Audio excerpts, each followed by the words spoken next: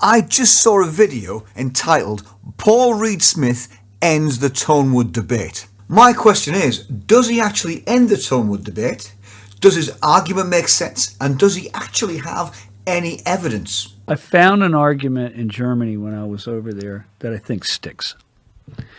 If the instrument doesn't matter and it's only the pickup, then a concert violinist would go up to a Neumann microphone and the violin would not matter at all. It's his hands and the microphone. That's it. That's all that matters. A violin and a microphone are a completely different thing to an electric guitar, surely.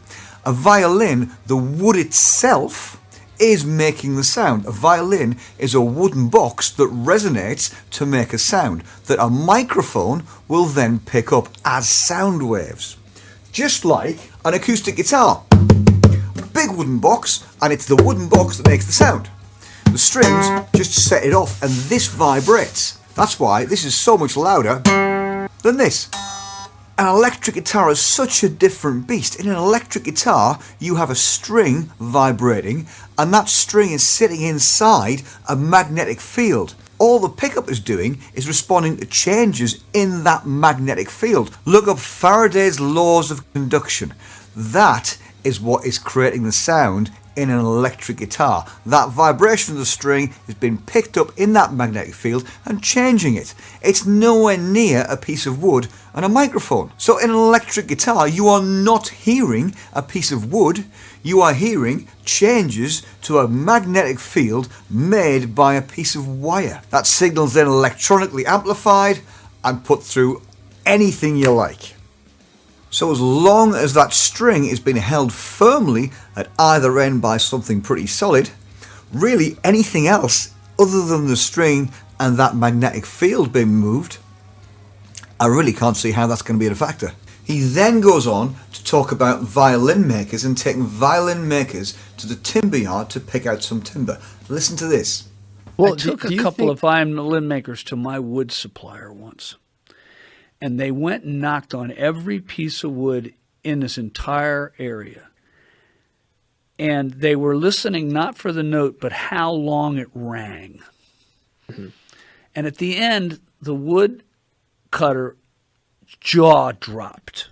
And I said, "What's wrong?" He goes, look what they picked out. They'd picked out 40 backs for violins. They all had the same number on it. I said, "What does that mean?" He says, "They're all from the same tree, Paul." Mm. I mean, they had picked out the ones that rang the longest. It was all coming from the same tree. So now that doesn't matter? It's just nuts. Okay, so all the violin makers picked timber from the same tree. But he also says that all of those bits of wood had the same number written on them. So there's a clue. Secondly, and more importantly, it doesn't take a genius to knock on a few bits of wood and figure out which ones are ringing for the longest. It's not a magical, mystical art. It's just banging on a piece of wood and listening. His argument pretty much ends with the sentence, and I quote, "They say that doesn't make a difference. That's nuts." Nuts. Nuts. Nuts. Nuts. And that's it, that's all he says. There's no follow-up and there's no actual evidence. Had the story continued, and he'd gone on to say that those violin makers all made electric violins with those same pieces of wood, and that they all sounded the same or similar, but different to violins made in exactly the same way with bits of wood from a different tree, then that might have had some comparative evidence in it. But he doesn't do that. He just says they all found bits of wood that resonated for the longest, and then said that's nuts. Nuts. So is there an actual argument there, Paul? I haven't heard one. He's not actually presenting any evidence. He's just telling a couple of anecdotes.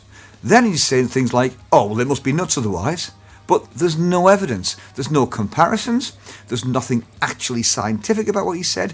As far as I'm concerned, that video does not end the tone debate at all. And once you've subscribed, you will get my follow-up content on this subject. Until the next time, see you there.